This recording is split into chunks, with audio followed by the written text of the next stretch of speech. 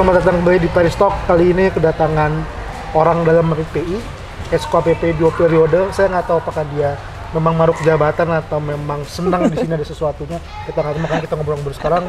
Ramdhani Lestaluhu.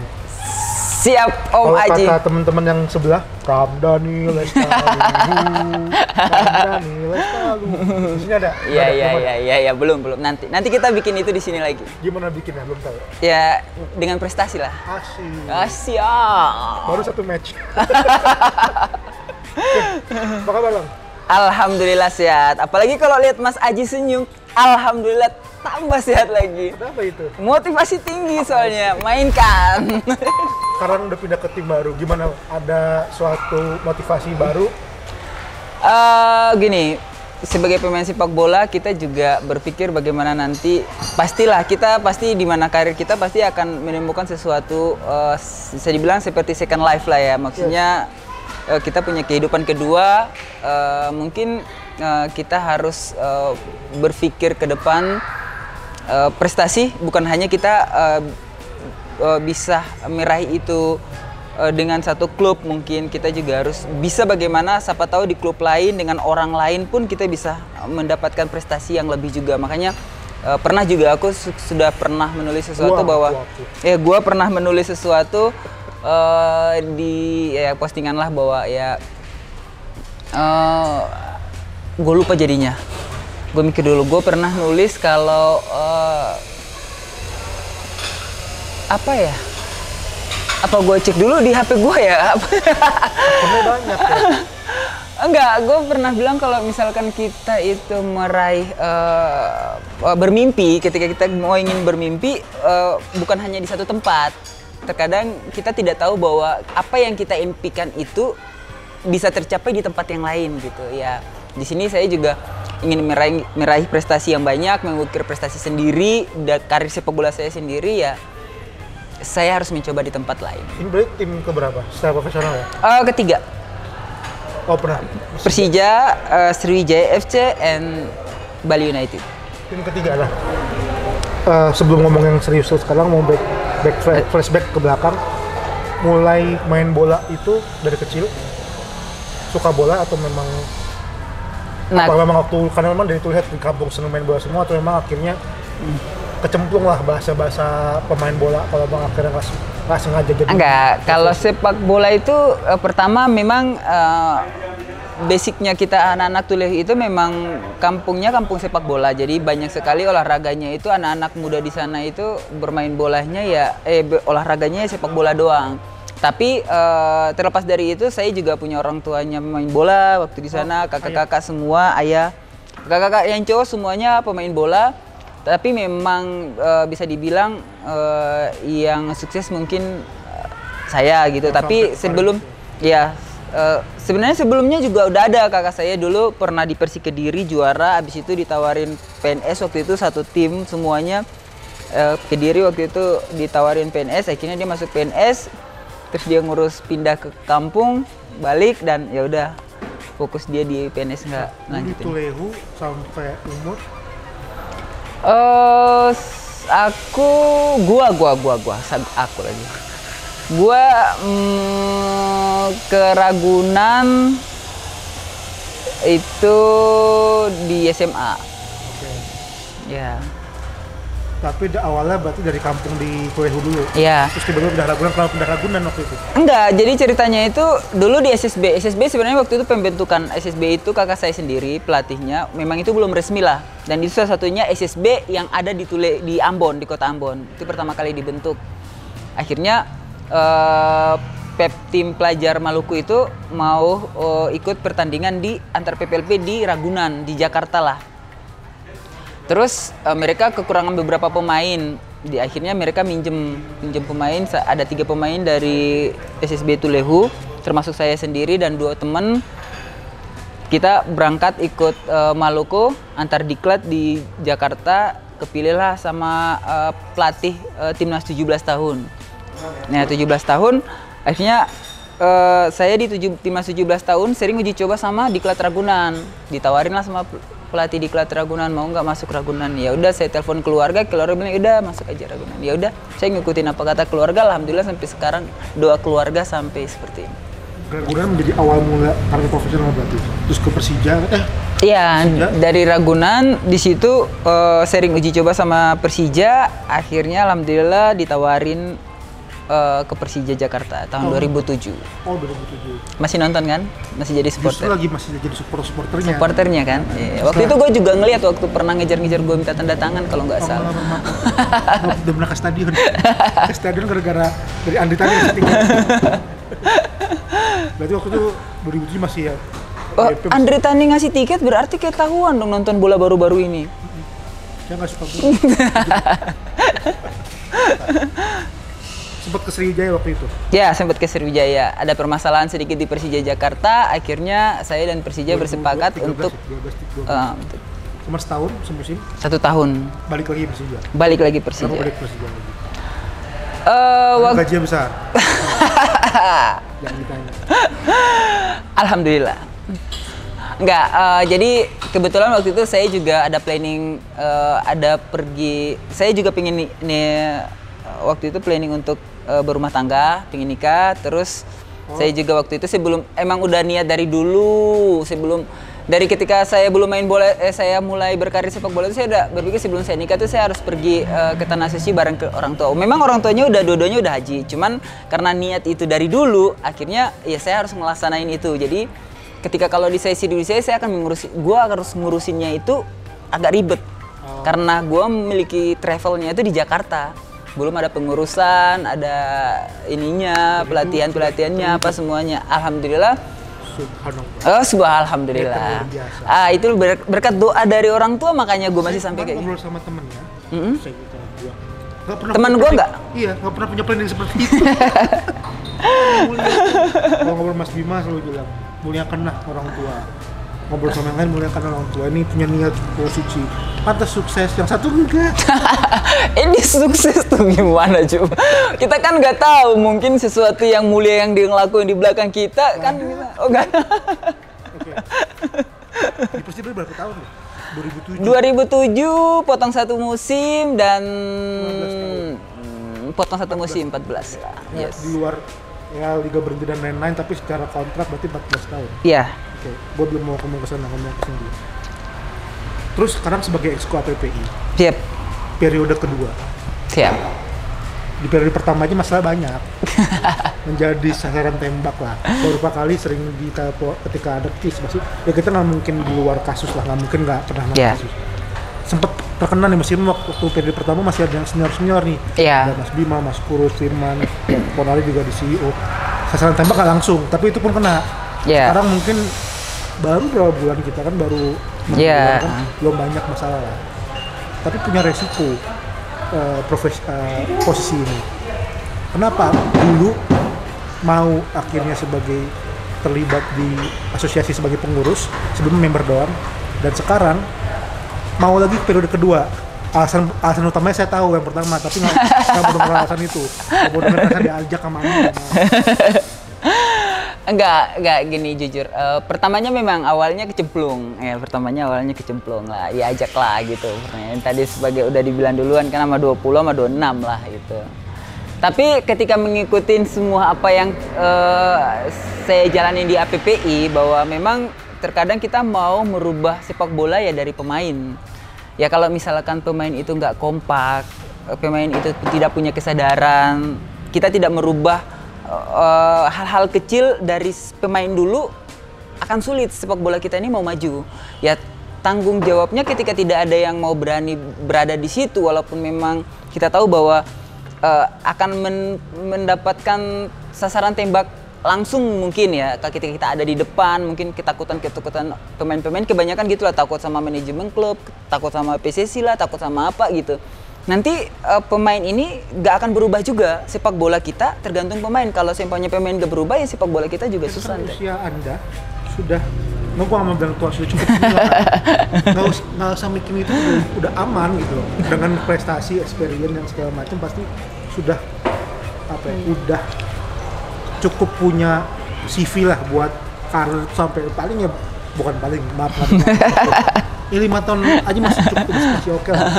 Ngapain mikirin teman-teman pemain? Kan maksudnya, kecuali mungkin ini Nggak. 7-10 tahun lalu yang wah karir gue bakal seperti apa pemain sepak bola. Ya Australia pikir udah aman-aman aja. Ya tetap datang ke klub juara. Tadi kan gue bilang gue nggak mikir pemain gini loh. Kita ini mau merubah sepak bola Indonesia. Mau merubah, emang kenapa harus dirubah? Ya enggak, kita Itu kan dengan profesi ini atau dengan olahraga ini? ya sepak bola banyak perubahan dari diri saya sendiri. Sepak bola mengajarkan saya dewasa, saya jadi merantau gimana cara hidup yang baik, sosialisasi sama orang yang baik, terus juga So you want to pay back ya? Iya. Please. You want to pay back? Tit nanti. Jadi poin itu dapetin banyak hal dari bola. Iya, sepak bola sudah memberikan banyak hal, memberikan rezeki, membantu keluarga, merubah, mengangkat derajat orang tua, mengangkat derajat keluarga. Kita juga melihat bahwa sepak bola kita ini sebenarnya punya masa depan yang lebih bagus dari kita lihat negara-negara sepak bola Asia Tenggara yang lain gitu. Sebenarnya sepak bola kita nih maju bisa lebih lewatin mereka semua. Tergantung kita dari pemainnya. Gimana caranya kita mau manage diri kita sendiri gitu. Dari mana kita masalah profesionalisme, pribadi sendiri, kontrak, dan tim, juga tim nasional, ke PSSI, semuanya ya kita atur dengan baik. Berdasarkan role-nya ya, insya Allah sepak bola kita pasti akan jalan baik. Melalui APPI, dengan 4 tahun pengalaman mungkin baru atau belajar dari apa itu lebih APP secara lebih dalam, misi apa yang dibawa untuk tahun ini gitu, untuk pengurus ini? Karena sekarang udah dianggap yang senior, apa ya, di Expo tuh udah paling yang senior ya, adalah kakaknya tapi baru, Jupe baru pengurus, pasti mereka lebih menatang misi apa yang I want to be there again gitu. Sebenarnya gini, alhamdulillah ketika saya masuk di APPI, permasalahan-permasalahan yang pernah terjadi bersama senior-senior sebelum itu tuh nggak terlalu banyak saya alami gitu. Cuman hal sesuatu yang ingin saya pemain-pemain sadar bahwa kita tuh pemain itu tuh harus punya satu suara, kita harus punya kebersamaan. Kita juga bagaimana caranya ketika setiap permasalahan apa yang bisa kita suarakan, kita harus suarakan bersama. Jangan takut tentang apapun itu. Jadi masalah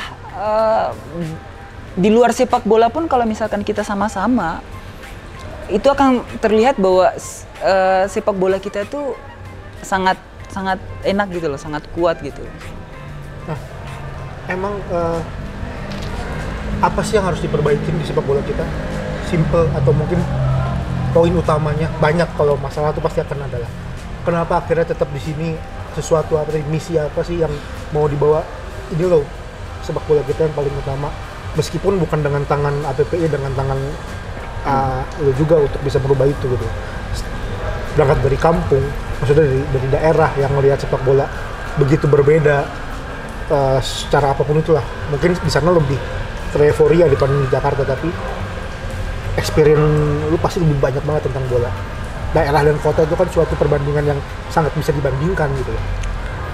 Iya, sebenarnya simple sih. Bagaimana mengelola sepak bolanya ini dari usia dini itu lebih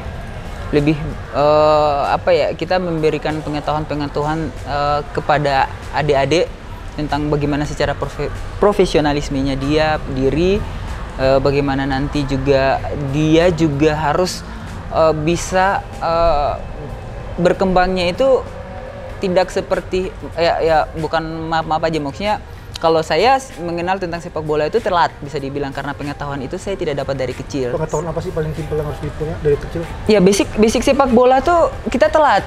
Pertama teknik atau non teknis? Teknik. Pertama, pentingnya teknik dasar sepak bola itu jauh sekali kalau kita dibandingkan dengan Thailand atau dengan Vietnam sekarang ya. Tapi alhamdulillah sekarang sudah banyak dari PSSI itu udah banyak melakukan kursus kepelatihan itu banyak. Akhirnya tuh dia juga bikin aturan bahwa setiap SSB itu harus punya lisensi.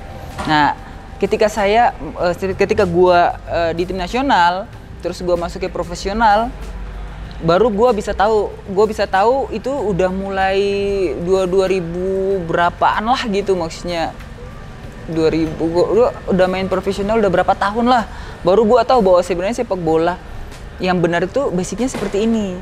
Malahan gue lebih pinter lagi, udah lebih tahu lagi ketika gue udah ngambil kursus lisensi C, bahwa oh sebenarnya tuh sepak bola itu sebenarnya yang benar tuh yang begini. Padahal harusnya tuh gue harus sudah tahu itu tuh ketika gue masih di SSB gitu. Punya mimpi buat SSB atau memang tidak kira-kira? Gue sebenarnya pingin punya sekolah sepak bola sendiri, pingin ya mudah-mudahan lah, insya Allah, kalau kita nggak tahu ke depan rezeki seperti apa. Tapi sekarang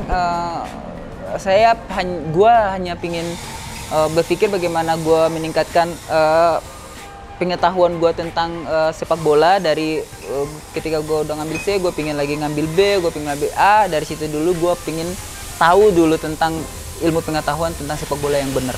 Oke, sekarang mau ngomongin sedikit tentang pribadi.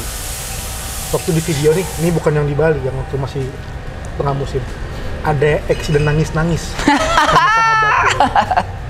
Kenapa sampai nangis? Terutama yang satu sampai sesenggukan. Apakah karena nggak ada temen lagi? Gimana? Itu gue nggak membahas yang enggak, gini, waktu itu kejadiannya itu tuh lagi rame-ramenya filmnya It's My Dream, It's My Dream gitu kan. Nah, ketika orang lagi rame dengan film itu, nah kita juga nggak mau kalah tentang itu.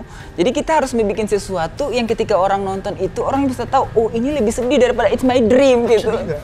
Hah? Sedih nggak sebenarnya? Terpaksa gue, karena dia udah, teman gue udah sedih, ya mau nggak mau gue menghargai kesedihannya dia. Akhirnya gue pura-pura sedih. Kenapa sedih? Hah? Gue nggak tahu, mungkin dia juga pura-pura sedih, lah gue pura-pura sedih lagi. Itu pindahan itu jadi pura-pura. Itu terpura-puraan, tergantung si orang yang ngelihat aja. Tapi bahasa Jakel, jujur li. Jujur li. To be honest. To be honest. Berat nggak akhirnya memutuskan untuk tidak lanjut di klub yang sebenarnya begini, kalau bicara tentang Persija itu agak berat, soalnya Persija itu pertama bisa dibilang gue lahir dari Persija lah. Ketika gue ada di profesional yang melahirkan gue Persija gitu, jadi ya bisa dibilang Persija punya sesuatu yang spesial lah dari diriku sendiri tuh. Maksudnya di dalam diri aku tuh Persija punya tempat yang spesial lah. Kenapa? Karena karir profesional pertama gue di Persija, gue merantau mencari hidup pertama kali juga di Jakarta.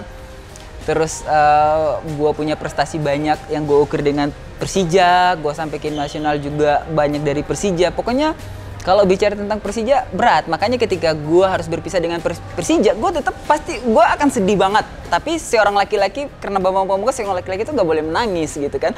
Sedih nggak apa-apa. Hah? Itu kawan gue nggak tahu dia bener apa enggak. Enggak. Karena tapi perpindahan yang sekarang sama yang 2013 beda situasi kan. Beda situasi. Memang ya ada case lah. Ya ada case ya. Yang mau pindah. Kalau sekarang as profesional.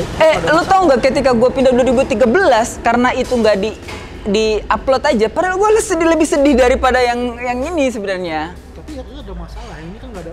Ya gue nggak tahu secara batin. Gue ada masalah, tetapi gue harus pergi ninggalin Persija waktu itu. Itu pertama kali, first time gue harus berpisah dengan Persija. Itu gue bener-bener, ya itu lebih sedih. Cuman kan karena itu gue di rumah, jadi kan orang pada nggak tahu. Masa gue harus video selfie gini, masukin TikTok kan nggak mungkin.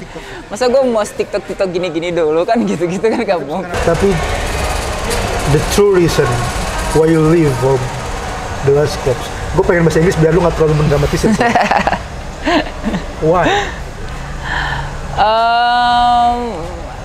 Gimana ya? Gini loh, apa ya?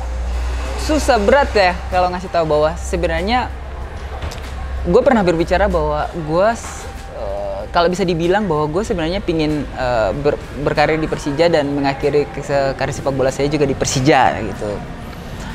Cuman kita nggak tahu nih perjalanan waktu sepak bola ini seperti apa, terus juga orang sama kita juga seperti apa, karena pendukung ini kan kita juga berbeda-beda semuanya. Gue sangat respect sama supporter Jackmania. Gue tidak mau punya masalah sama supporter. Gue juga lebih fokus ke sepak bola. Gue punya keluarga, gue juga punya anak, istri. Ya, yang harus gue pikirkan bahwa gue harus berpikir ke depan. ya gue harus mencari sesuatu yang baru. Persija sudah tidak bisa lagi bisa dilepas lagi lah, maksudnya bisa ya sudah punya tempat spesial lah di gua gitu. Tapi ya gua punya tanggung jawab seorang laki-laki, ya tanggung jawab besarnya ya keluarga gitu. Jadi ya gua harus bekerja keras, gua harus ya memulai sesuatu yang baru lah, second life yang tadi gua bilang. Sebesar apa pengaruh keluarga sih buat seorang Pamungkas lu? Gue mau nggak mau yang tentang pro lagi deh, tentang PU itu. Gini, salah satu gua harus pergi dari Persija juga karena gua sangat sebagai seorang laki-laki tanggung jawab harus melindungi keluarga. Gua juga nggak mau ada orang mengganggu keluarga gua, istri, anak gua nggak boleh disentuh. Gua sangat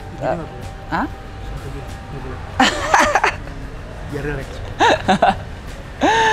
Jadi ketika dalam karir sepak bola gua, keluarga gua udah terlibat, nah itu gua nggak suka. Maksudnya ya ke gua aja gitu, karena ini kerjaan gua, apa yang gua ngelakuin, gua salah apa ya ke gua aja, jangan sampai ke istri gua atau ke keluarga gua. Secara pribadi, arti keluarga buat seorang Ramdhani Lestari itu seperti apa? Bukan sebagai seorang pemain sepak bola, tapi sebagai seorang pribadi, arti keluarga. Gini, gue ngelihat dari sosok ayah ya gitu lah, gimana dia benar-benar menjaga kehormatan ibu, kehormatan gue dan juga abang-abang dan kakak-kakak gue. Jadi melakukan itu kan ke keluarga kecil. Ketika gue melihat sosok ayah seperti itu, bagi gue bahwa sebagai seorang laki-laki, keluarga itu adalah nomor satu. Orang tua, anak, istri. Sekarang saya sudah punya anak dan istri, saya sebagai imam, tanggung jawab saya adalah menjaga. Iya, dia udah keluar dari situ. Nah, sekarang saya imamnya. Santai, Pak. Jadi ya mau nggak mau tanggung jawab besar saya adalah melindungi kehormatan keluarga. Itu aja. Jadi pemain sepak bola dulu disuruh ayah apa enggak? Ayah kan pemain bola tersebut. Dulu gini, kakak saya yang pertama itu dulu sempat datang ke Ragunan juga, sempat gabung. Terus ketika ke Persikabo dulu Suratin pernah gabung bareng sama satu tim anak-anak Ragunan.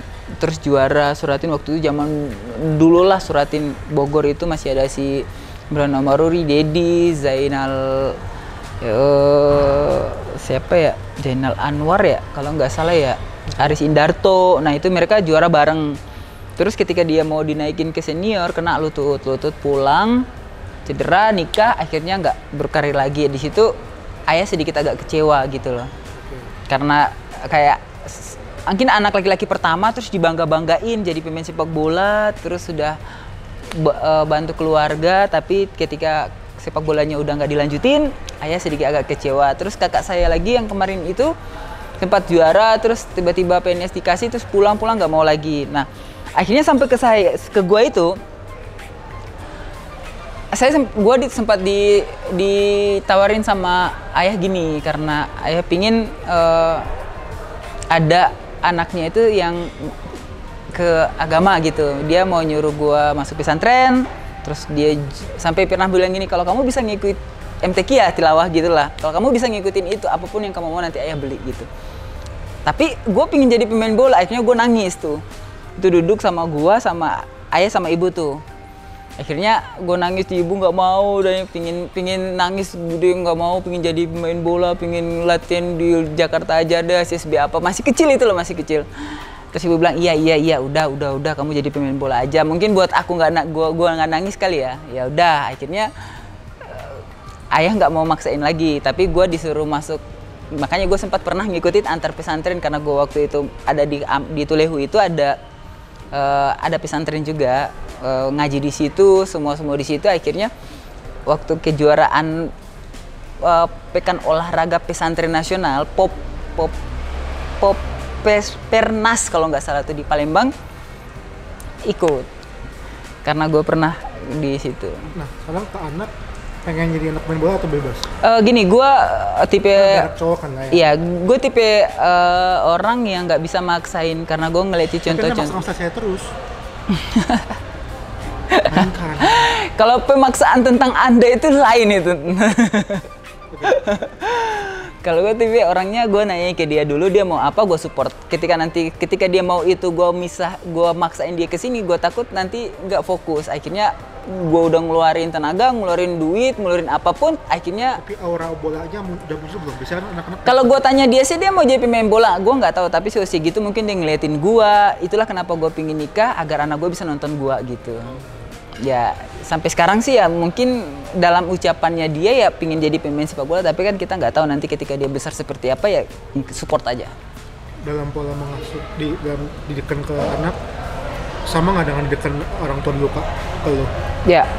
Mirip. Setidaknya tuh karena perkembangan zaman ini berbeda ya, mungkin gini, kalau gue ngikutin didikan Ambon itu kasihan anaknya, yang nangis ibunya. Gitu. Makanya gue harus combine nih Jawa Ambon ya kan, kita masuk bareng-bareng aja udah. Di situ gue ngasih tahu kekerasannya dengan kekasih sayangnya yang berbeda.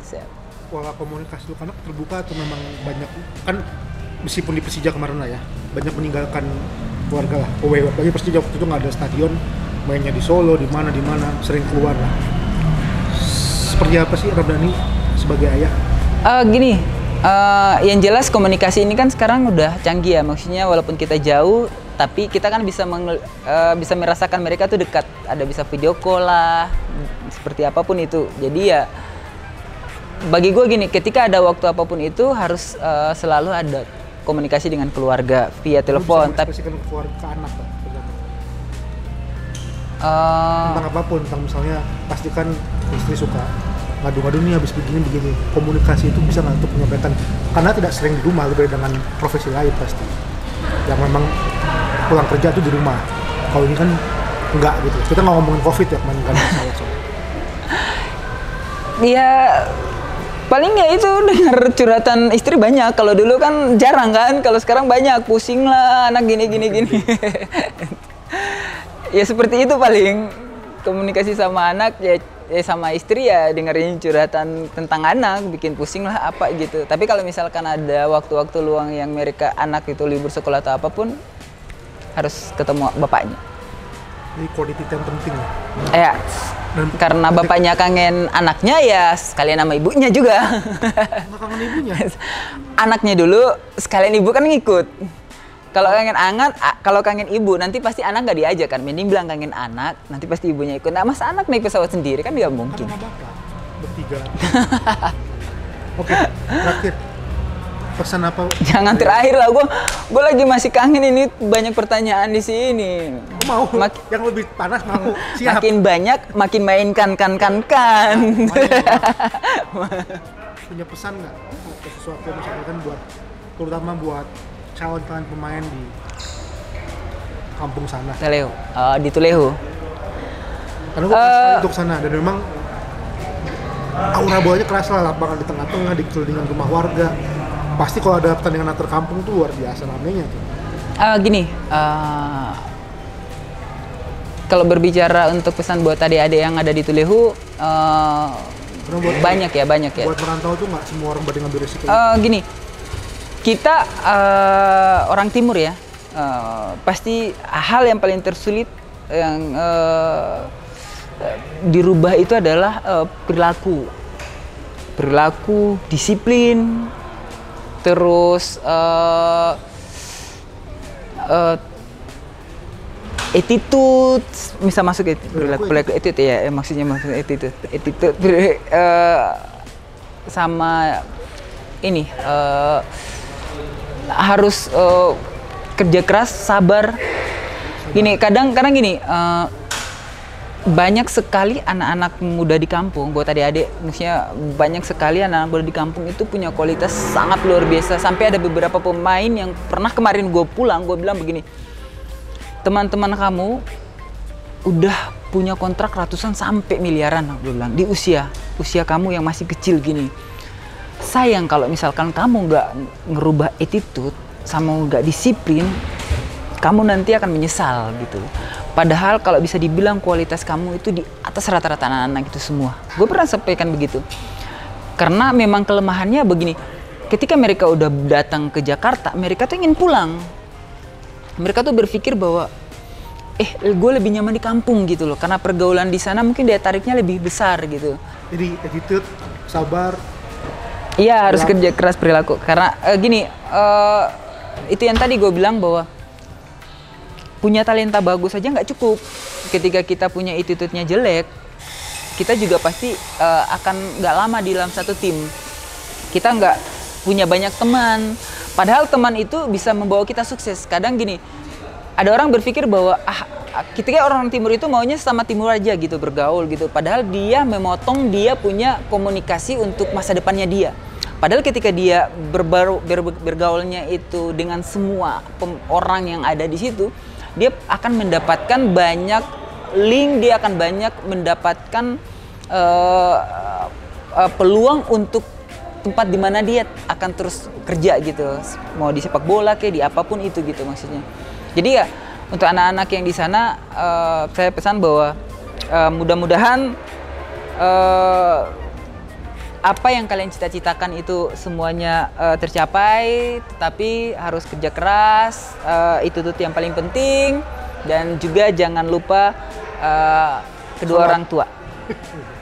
Oke, luar biasa dengan namanya, sungguh menginspirasi buat saya pribadi, tapi bohong. Tapi bohong.